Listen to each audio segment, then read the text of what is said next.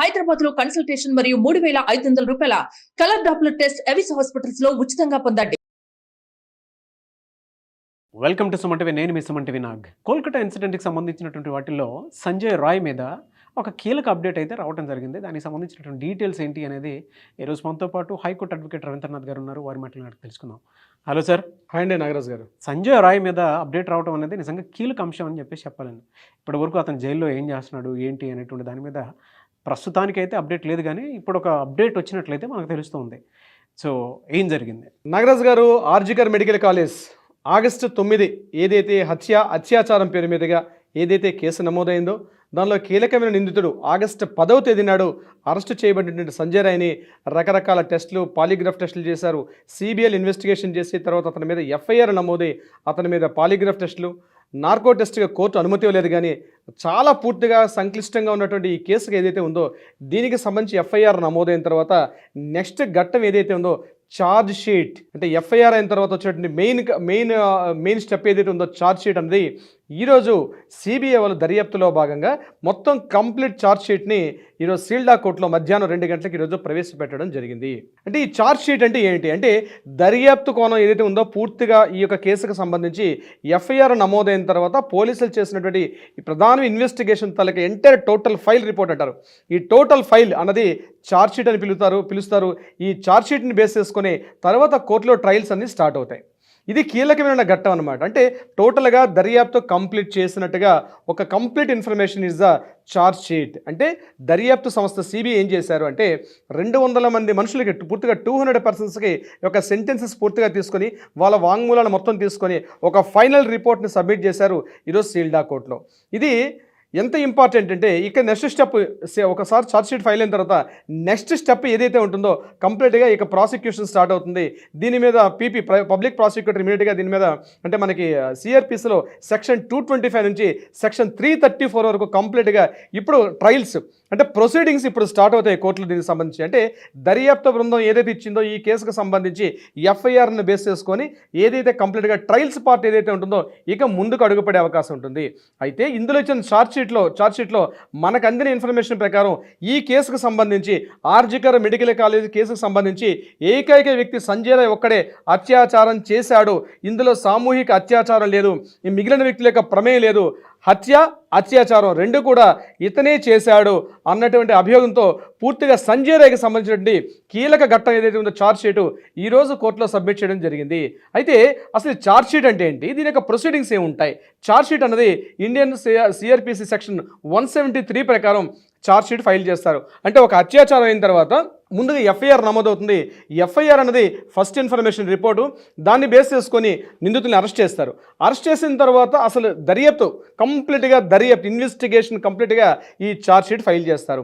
దీనికి time period ఉంటుంది. 60 days అన్నది జనరల్గా ఉన్నటువంటి టైం పీరియడ్. అరెస్ట్ చేసిన తర్వాత అంటే అతను అరెస్ట్ చేసినప్పటి నుంచి 60 డేస్ టైం తీసుకుంటారు దర్యాప్తు బృందాలు.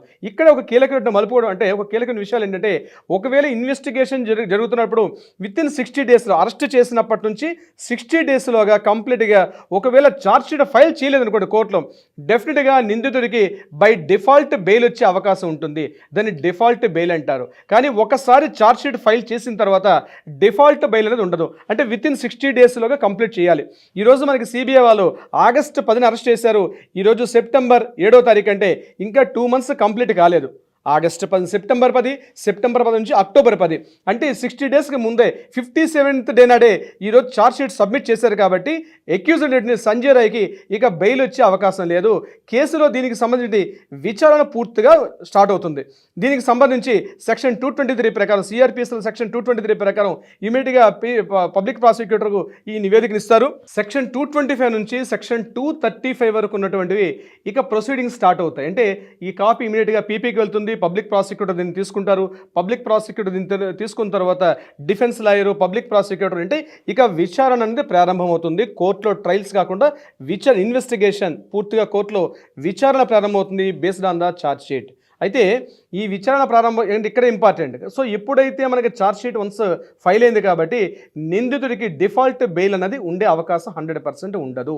సో ఇక్కడ అవకాశం లేదు. 57th డే నాడు ఈరోజు ఛార్జ్ షీట్ ఫైల్ చేశారు. అంటే సంజయ్ రాయ్ మీద ఇక విచారణ కంప్లీట్గా కోర్టులో విచారణ స్టార్ట్ అవుతుంది. దీనికి సంబంధించి అటు పబ్లిక్ ప్రాసిక్యూటర్ పార్టిసిపేట్ చేస్తారు, డిఫెన్స్ లాయర్గా కవితా సర్కార్ అని ఎవరైతే ఇతను తరపున చేస్తున్నట్టో వీళ్ళిద్దరికీ కోర్టులో ఇక్కడ రేపటి నుంచి కూడా కంప్లీట్గా దీనిలో స్టార్ట్ చేస్తారు. అయితే విచారణ స్టార్ట్ చేయాలా, ఇది కాగ్నిజబుల్ ఎట్లా చేయాలి ఏంటన్నది ఇది అంటే న్యాయమూర్తి గారు జస్టిస్ గారి చేతిలో ఉంటుంది. అది ఏ ప్రొసీడింగ్స్ ప్రకారం వెళ్ళాలి, ఎలా జరగాలనే విషయమే జరుగుతుంది. ఇక్కడ నుంచి ఇమీడియట్గా అంటే ఇంకా విచారణ అవుతున్న దశలోనే ఇంకా సెక్షన్ దీనిలో భాగంగా ఎవరైతే దోషి ఉన్నాడో, ఎవరైతే నేరస్తుడు అని అభియోగం చెప్పాడో అతనికి ముందుగా చెప్తారు, ఇది నీ పైన ఛార్జ్ షీట్ వచ్చింది, దీన్ని నువ్వు అంగీకరిస్తావా అంగీకరించట్లేదా. అంగీకరించాడు అనుకున్నప్పుడు విచారణ తొందరగా ముగుస్తుంది. అంగీకరించట్లేదు అన్న సందర్భంలో పూర్తిగా సాక్ష్యాలన్నింటినీ కూడా ఎవిడెన్సెస్ అన్ని పట్టుకుంటూ ఇమీడియట్గా దీన్ని ముందుకు తీసుకెళ్తారు జస్టిస్ గారు. ఛార్జ్ షీట్ని బేస్ చేసుకొని ఇమీడియట్గా ఇక్కడ నుంచి ఆయనకి ఇందులో నేను చెప్పినట్టుగా సెక్షన్ 223 నుంచి సెక్షన్ 235 వరకు ఉన్న సెక్షన్స్ మధ్యలో చివరి 235 వరకు ఏంటంటే నిందితుడి మీద నేరారోపణ పొందిన తర్వాత ఇటువంటి సాక్ష్యాలు ఉన్నాయి కాబట్టి శిక్ష కూడా సెక్షన్ 235 ప్రకారం అతనికి విధించే అవకాశం ఉంటుంది. సో మనం ఏదైతే అనుకుంటున్నామో గడిచిన ఎపిసోడ్ల ప్రకారం ఇమీడియట్గా ఎంత తొందరగా నిందితుడికి అభయకి న్యాయం జరగాలి, నిందితుడికి శిక్ష పడాలన్న విషయం ఏదైతే వచ్చిందో ఈరోజు సిబిఐ వాళ్ళు ఎప్పుడైతే ఛార్జ్ షీట్ ఫైల్ చేశారు కాబట్టి ఇంకా ఫాస్ట్ మూమెంట్స్ ఉంటాయి, రేపటి నుంచి కూడా ఉండే అవకాశం అయితే ఉంది. అయితే ఛార్జ్ షీట్లో ముందుగా నేను చెప్పినట్టు ఇతడు ఒక్కడే పార్టిసిపేట్ చేసేది తప్పించి ఇందులో వేరెవరూ లేరు. సామూహిక అత్యాచారం కాదు, it's not a gang rape. ఎక్కడ కూడా ఈ ఛార్జ్ షీట్లో గ్యాంగ్ రేపుకు సంబంధించి ఎక్కడ కూడా డీటెయిల్స్ అయితే చెప్పలేదు. కేవలం సింగిల్ పర్సన్ ఇందులో పార్టిసిపేట్ చేసినట్టుగా ఈరోజు RG Kar medical college August 9th horror అని ఏదైతే చెప్పుకున్నాం దానికి సంబంధించి ప్రధానమైన ముందడుగైతే ఇప్పుడు పడింది నాగరాజ్ గారు. ఒకసారి పేరు ఎఫ్ఐఆర్లో నమోదైన తర్వాత దీని మీద బేస్ చేసుకొని ఇన్వెస్టిగేషన్ ఇంట్రాగేషన్స్ అన్ని పూర్తి చేస్తారు. అంటే ఒకసారి మరి డౌట్ వస్తుంది, ఛార్జ్ షీట్లో ఏమైనా చేర్పులు మార్పులు చేసే అవకాశం ఉంటుందంటే 99% ఒకసారి ఛార్జ్ షీట్ ఫైల్ అయిన తర్వాత అందులో కరెక్షన్స్ కానీ యాడింగ్స్ కానీ ఉండే అవకాశం అయితే ఉండదు మ్యాక్సిమం ఛార్జ్ షీట్ అనేది. సో ఇక ఎవరైతే హత్య చేసినటువంటి అత్యాచారం చేసినటువంటి నేరస్తుడికి ఎవరైతే ఉందో ఇక శిక్ష పడడానికి దగ్గరగా అడుగులు ముందు పడుతున్నట్టుగా మనం అయితే ఈ ఛార్జ్ షీట్నే ప్రధానంగా మనం నిర్వచించుకోవచ్చు. నాగరాజ్ గారు, ప్రతి ఒక్కరికి ఒక్కొక్క అంటే ఊపిరి పీల్చుకునే అంశం ఏదైనా ఉంది అని అంటే దీనికి సంబంధించి ఇదే అంటే సత్వర న్యాయం కోసం చెప్పేసి పోరాటం చేసేటువంటి వాళ్ళు మనతో పాటు ఈగర్గా వెయిట్ చేస్తున్నటువంటి వాళ్ళకి ఒక మంచి న్యూస్ అని చెప్పడం ఏమాత్రం సందేహం లేదు. ఏదేమైనా we want justice, we demand justice. Thank you so much Ravindranath garu. Thank you so much Nagaraj గారు.